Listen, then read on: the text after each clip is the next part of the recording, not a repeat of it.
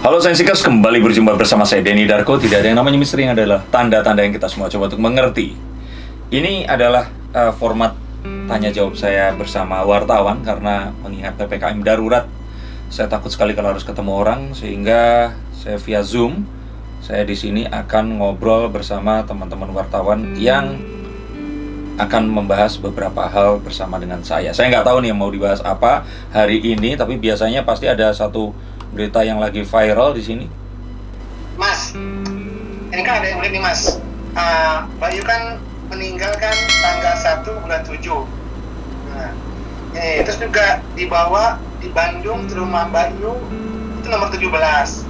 Dan secara kebetulan juga nomor plat mobil Bayu itu D17U. Ada nggak sih Mas kira-kira angkanya yang terkait itu Mas? Yang Mas lihat gitu loh. Oke, yang pertama adalah satu, kalau boleh saya bilang, ya ini kebetulan.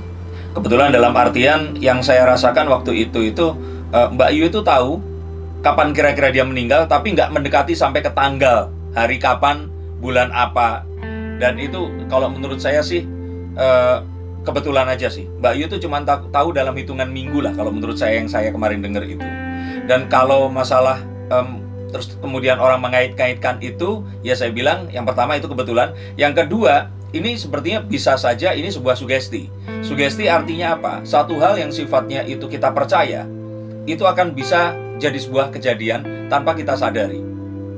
Jadi apapun yang kita rasakan, misalkan nih, misalkan dirimu suka seorang wanita yang berkulit agak sawo matang, matanya agak lebar, bibirnya tebal seperti itu. Nah, karena dulu waktu kecil mungkin kamu pernah ketemu sama seorang yang misalkan belanja ke warung, terus tiba-tiba nggak punya uang, lupa uangnya ketinggalan, akhirnya ya udah nggak apa-apa, nggak usah bayar. Terus kita merasakan pertolongan dari seorang wanita itu, terus kemudian kita punya kecenderungan terhadap wanita dengan wajah seperti itu. Sampai akhirnya ternyata kita memilih seorang wanita sebagai istri yang wajahnya seperti itu. Jadi ini adalah sebuah sugestif yang terus kemudian kita amini, tapi tanpa kita sadari.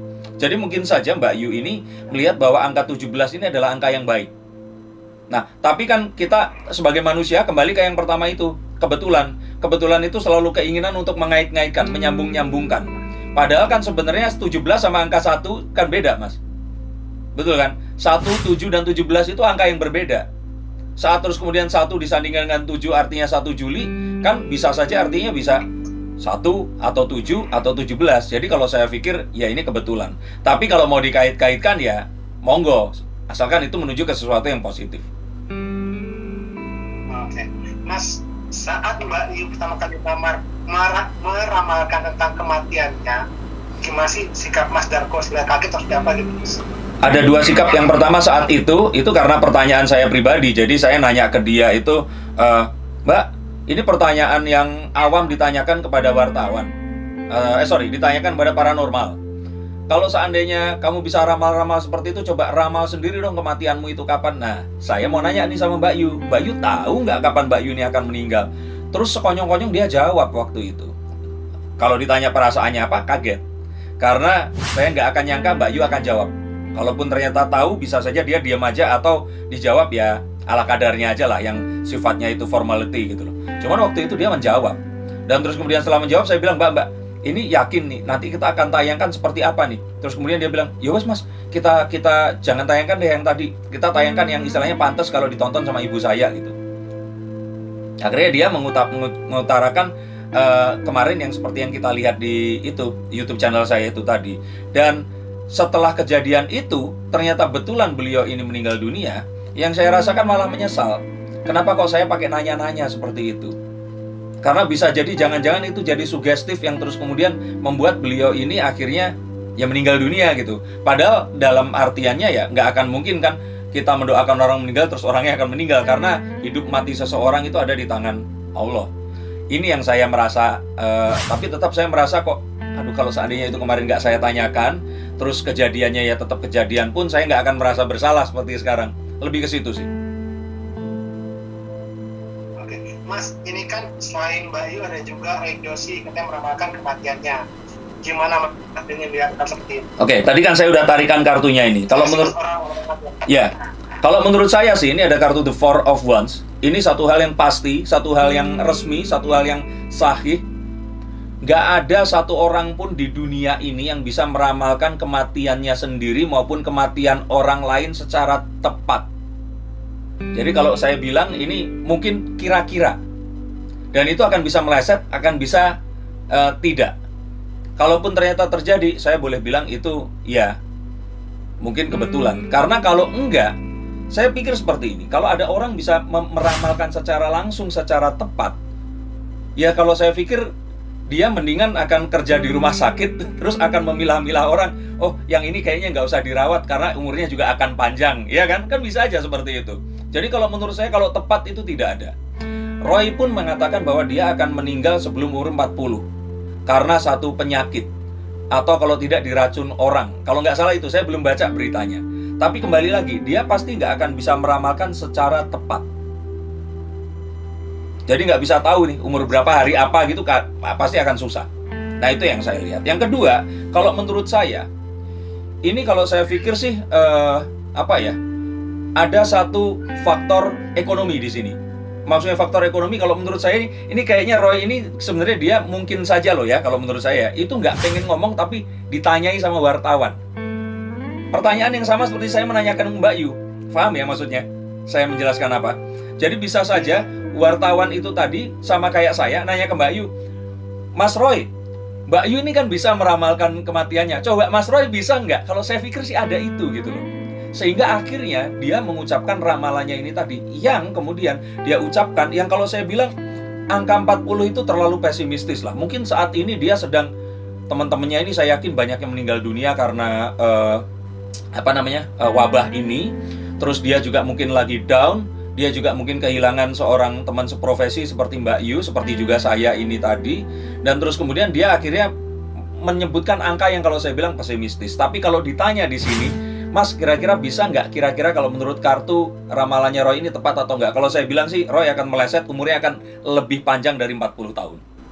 Ya, Mas ini mau bertanya mengenai misalkan kalau dibilang pamali nih, Mas Dendarko, kalau belum menikah kemudian udah menggembor-gemborkan tanggal pernikahan dan akhirnya mungkin meleset nih, tidak sesuai dengan apa yang diharapkan. Ini sebenarnya menurut Mas Denny Darko secara tarot seperti apa sih? Oke, ini Rizky Bilar dan Lesti atau siapa? Iya Mas. Oke, kalau menurut saya ini sebenarnya lebih ke mungkin keselebritian aja ya. Karena jujur kalau sekarang ini yang terjadi, ini ada 3 teman saya yang lain pun. Ini salah satunya magician juga, namanya Russell Miracle, sama calon istrinya namanya Reta di sini. Itu sudah menggembar-gemborkan juga pernikahannya dan akhirnya batal, Mbak. Jadi kalau menurut saya sih, kalau dalam kondisi pandemi seperti sekarang ini, kita bolehlah bikin exception, bikin pengecualian.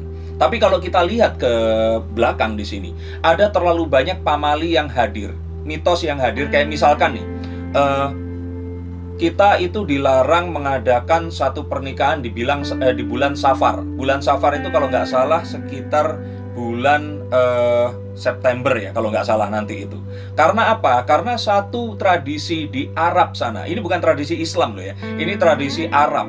Sebelum Islam itu masuk, bulan Safar itu bulan kedua setelah bulan Muharram, dan di bulan kedua ini biasanya terjadi perang, orang-orang berangkat berdagang, jadi rumah-rumah itu kosong, sehingga muncullah sebuah mitos bahwa kalau kita mengadakan pernikahan di bulan yang bersangkutan, keluarga kita ini akan nggak pernah punya uang, akan selalu dalam kondisi yang miskin, karena Safar sendiri artinya adalah kosong.